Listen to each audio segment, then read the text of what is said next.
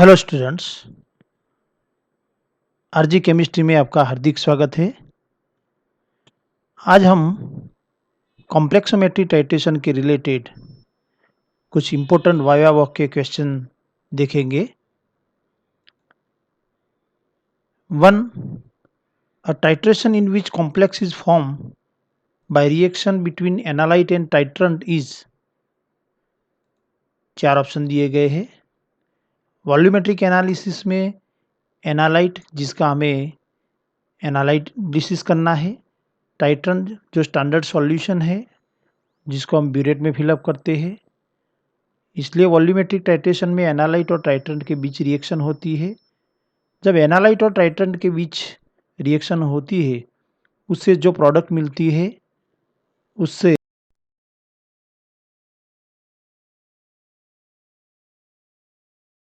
Titration को 4 parts में divide करते हैं। एनालाइट और टाइट्रेंट के बीच रिएक्शन से अगर कॉम्प्लेक्स का फॉर्मेशन होता है तो ऐसे टाइट्रेशन को कॉम्प्लेक्सोमेट्रिक टाइट्रेशन कहते हैं।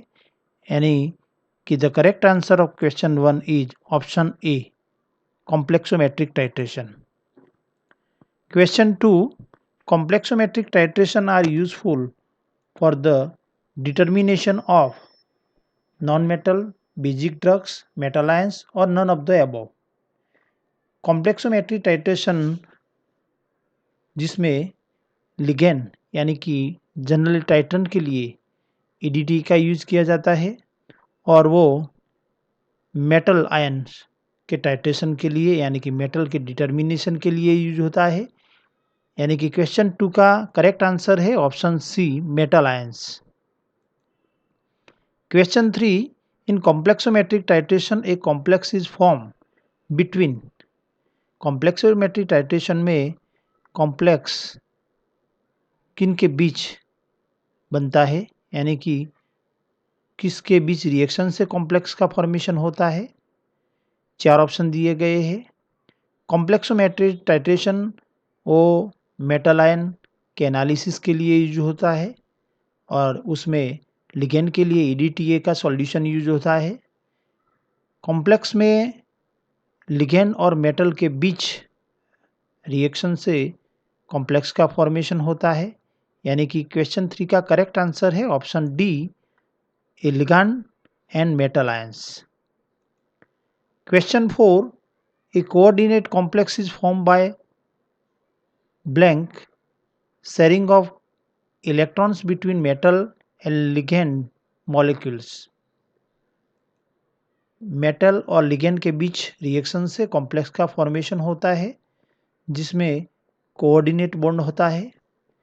कोऑर्डिनेट बॉन्ड में दोनों इलेक्ट्रॉन लिगेंड के होता है, यानी कि लिगेंड मेटल की एम्प्टी ऑर्बिटल में 2 इलेक्ट्रॉन का डोनेशन करता है।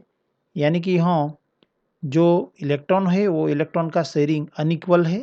यानी कि क्वेश्चन 4 का करेक्ट आंसर है option B, unequal. Question 5. Metal ions analyze in complexometric titration can be done by. 4 option दिए गए हैं। यहाँ कॉम्प्लेक्सोमेट्रिक टाइट्रेशन में मेटल आयन का एनालिसिस जो किया जाता है उसमें 3 टाइप के टाइट्रेशन होते हैं, डायरेक्ट टाइट्रेशन, इनडायरेक्ट टाइट्रेशन और बैक टाइट्रेशन। तीनों टाइप के टाइट्रेशन कॉम्प्लेक्सोमेट्रिक टाइट्रेशन है, यानी कि तीनों में से किसी एक का यूज करके उसका एनालिसिस किया जाता है। इसलिए क्वेश्चन 5 का करेक्ट आंसर होगा option D, all of the above. Question 6. A ligand contains electron donating group, B electron releasing group, C both और none of the above. Complex metal और लिगेंड के बीच रिएक्शन से बनता है जिसमें लिगेंड इलेक्ट्रॉन पेयर का डोनेशन करता है, यानी कि ligand contain a electron donating group. So the correct answer of question 6 is option A, electron donating group. Question 7. Chemically a ligand is a Lewis base, Lewis acid, Lewis base, both और none of the above. Ligand में electron donating group होता है जिसमें lone pair होते हैं, यानी कि chemically ligand एक लेविस बेस है। So the correct answer of question 7 is option B, Lewis base. Question 8, monodentate ligand contents 4 option दिए गए हैं। लिगेंड में जो इलेक्ट्रॉन डोनेटिक ग्रुप है, यानी कि इलेक्ट्रॉन डोनेटिक ग्रुप के हिसाब से यहाँ लिगेंड को हम अलग टाइप में क्लासिफाई कर सकते हैं। अगर लिगेंड में सिंगल बॉन्डिंग साइट है तो उसको मोनोडेंटेड, डबल बॉन्डिंग साइट यानी कि 2 डोनेटिंग एटम है तो उसको बाइडेंटेड कहते हैं, ट्राइडेंटेड और 2 से ज़्यादा उसको पॉलीडेंटेड कहते हैं। तो यहाँ मोनोडेंटेड लिगेंड में सिंगल बाइंडिंग साइट होती है, यानी कि क्वेश्चन 8 का करेक्ट आंसर है option A, single binding sites. Question 9, a ligand having more than 1 electron donating groups is term as. जब लिगेंड में एक से ज़्यादा इलेक्ट्रॉन डोनेटिंग ग्रुप होते हैं तो ऐसे लिगेंड को पॉलीडेंटेड लिगेंड कहते हैं, यानी कि क्वेश्चन 9 का करेक्ट आंसर है option D. Question 10, A chelate is an, 4 option दिए गए हैं। मेटल और लिगेंड के बीच रिएक्शन से जो कॉम्प्लेक्स का फॉर्मेशन होता है, अगर लिगेंड में 2 से ज़्यादा इलेक्ट्रॉन डोनेटिंग ग्रुप है तो जो कॉम्प्लेक्स बनता है वो स्टेबल होता है और ऐसे कॉम्प्लेक्स को चिलेट कहते हैं। यानी कि चिलेट एक ऐसा लिगेंड है जिसमें 2 या 2 से ज़्यादा इलेक्ट्रॉन डोनेटिंग ग्रुप प्रेजेंट है, यानी कि क्वेश्चन 10 का करेक्ट आंसर है option C. Question 11, chelation is a phenomenon of. Chelation एक ऐसी घटना है जिसमें सिंगल मेटल एटम और 2 या 2 से ज़्यादा लिगेंड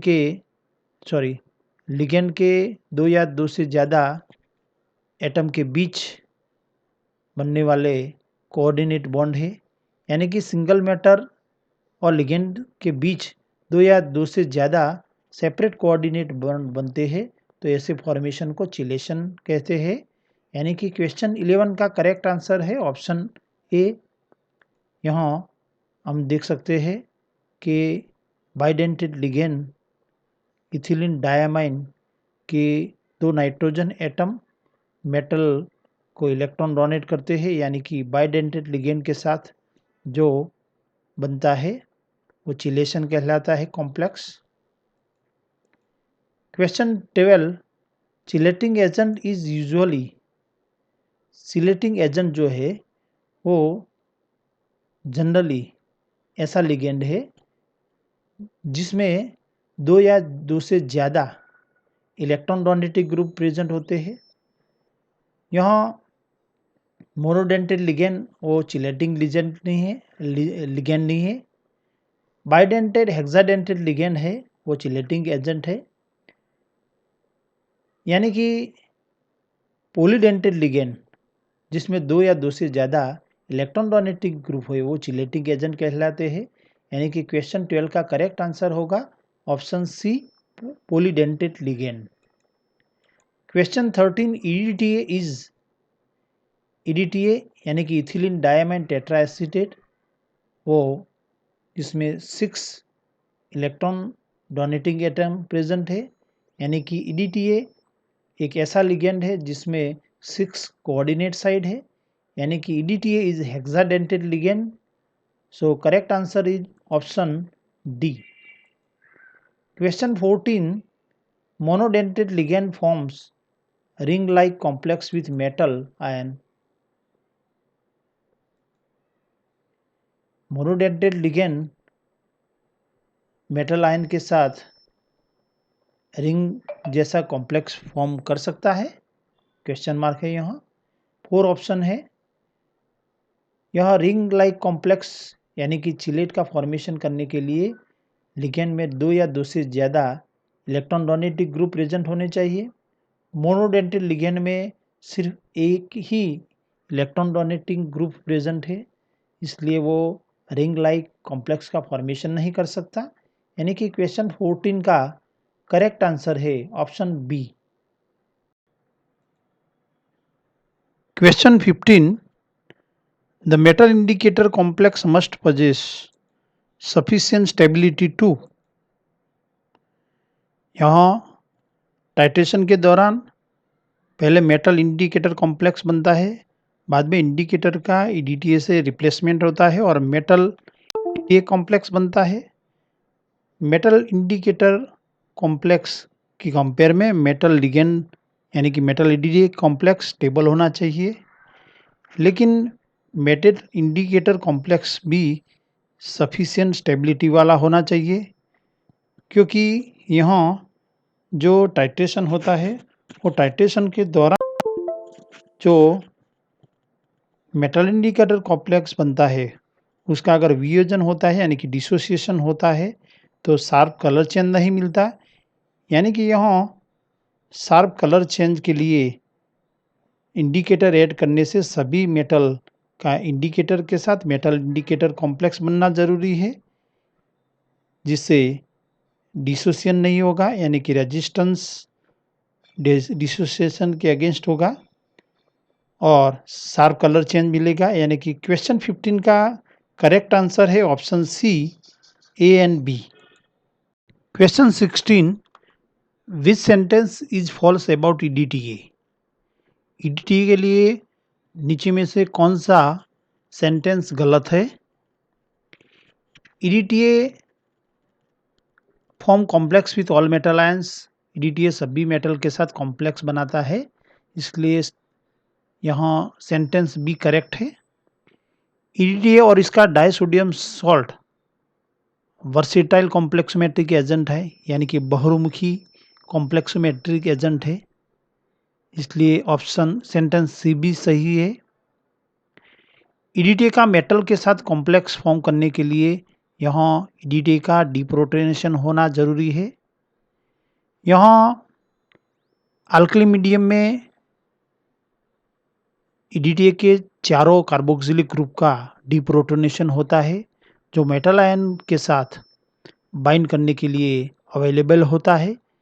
यानी कि अल्कली मीडियम का यूज किया जाता है, क्योंकि यहाँ अल्कली मीडियम में EDTA का आयनाइजेशन ज़्यादा होता है। एसिडिक मीडियम में EDTA का आयनाइजेशन ज़्यादा नहीं होता। यानी कि ऑप्शन ए सही है, जबकि ऑप्शन डी गलत ऑप्शन है। So the correct answer of question 16 is option D, जो EDTA के लिए गलत है।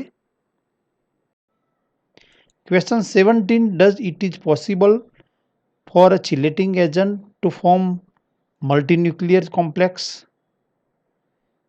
एक से ज़्यादा मेटल आयन के साथ चिलेटिंग एजेंट का कॉम्प्लेक्स बन सकता है। Yes, it is possible. एक से ज़्यादा मेटल आयन के साथ यानी कि मल्टीन्यूक्लियर कॉम्प्लेक्स वो चिलेटिंग एजेंट बना सकता है। So the correct answer of question 7 is option A. Question 18, metal complex form by polydentate ligand is. Metal का जो पॉलीडेंटेड लिगेंड के साथ कॉम्प्लेक्स फॉर्म होता है वो इजीली फॉर्म होता है और स्टेबल होता है। सपोज EDTA हेक्साडेंटेड लिगेंड है तो 6 मोनोडेंटेड लिगेंड के साथ मेटल का जो कॉम्प्लेक्स बनता है उसकी कंपेयर में 1 हेक्साडेंटेड लिगेंड के साथ जो कॉम्प्लेक्स बनता है वो इजीली फॉर्म होता है और कंपेरेटिवली 6 मोनोडेंटेड लिगेंड के साथ मेटल के कॉम्प्लेक्स के कंपेयर में बहुत स्टेबल होता है। So the correct answer of question 18 is option B, stable and easy to form. Question 19. The indicator used to determine endpoint of EDTA titration is called. EDTA titration में यहाँ and point तय करने के लिए जिस indicator का use किया जाता है उस इंडिकेटर को क्या कहते हैं? 4 ऑप्शन दिए गए हैं। यहाँ मेटल आयन इंडिकेटर के साथ कॉम्प्लेक्स बनाता है, इसलिए उसको मेटलोक्रोमिक इंडिकेटर कहते हैं। यानी कि क्वेश्चन 19 का करेक्ट आंसर है option C, metallochromic indicator. Question 20, indicator use in complexometric titration is. 4 option दिए गए हैं। यहाँ option A eriochrome black T, option B xylenol orange and murexide तीनों मेटलोक्रोमिक इंडिकेटर है, यानी कि कॉम्प्लेक्सोमेट्रिक टाइट्रेशन में यूज होते हैं। सो the correct answer of question 20 is option D, all of the above. Thank you for watching.